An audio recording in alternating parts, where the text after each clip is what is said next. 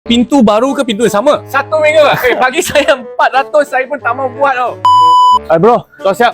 Yeah, finally tengok. sendiri cek. Wah, bro, ini pintu baru ke pintu yang sama? Pintu yang sama lah, ketuk balik mah ini. Serius ah? Wah, Betul lah. saya ingat masa langgar dia tak boleh sebab dia punya line. Macam mana dia buat ini ya? You ingat main-main lah. That's why saya cakap dengan you orang okay, cari workshop mesti mau cari itu yang betul-betul punya tau. Jangan cari itu yang cincai-cincai punya. Tapi dia murah macam ni ya. Macam mana dia boleh buat? Experience main ni, you ingat main-main lah. So yang murah punya Okay. paling penting apa? Okay. Kadang-kadang orang kata murah, mau cari murah.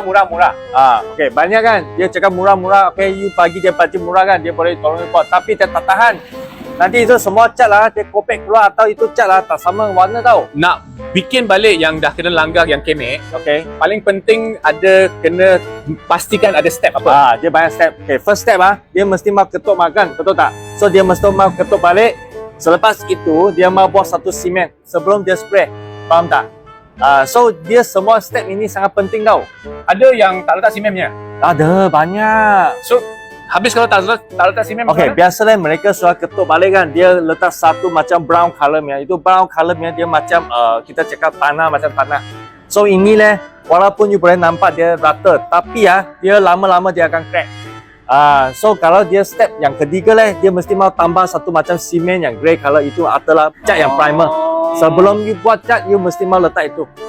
So dekat luar sana ada orang yang charge sangat murah, Yes. ketuk spray balik dia. Yes, betul. That's why you boleh nampak dia itu, wah.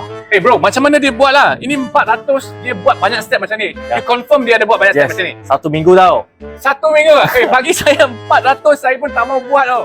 That's why You saya sure dia ada letak 4 step? Yes. So Saya nak- nampak dia satu step. So dia tak akan kopai nanti? tak janji. Since you dah buat ni banyak bagus apa lagi boleh you kau tim lain kali kalau saya kereta ada masalah? Janji kereta apa-apa pun boleh cari saya. Serius lah? Serius. Tayar pancit, Boleh. enjin rosak, Boleh. kereta leaking, Boleh. seat koyak. Boleh. You all ada kereta masalah apa? Tak faham Dia cakap punya. Dia cakap punya ada apa masalah you komen lah. Komen. Tanya dia lah nak pergi mana baiki apa semua. Okey lah saya Okay. pergi dulu lah. Kenapa tak boleh buka apa pasal ni? You belum bayar saya mah. You 400 mah bayar dulu baru boleh buka pintu. Okey lah nanti saya transfer kat you lah. Okay lah.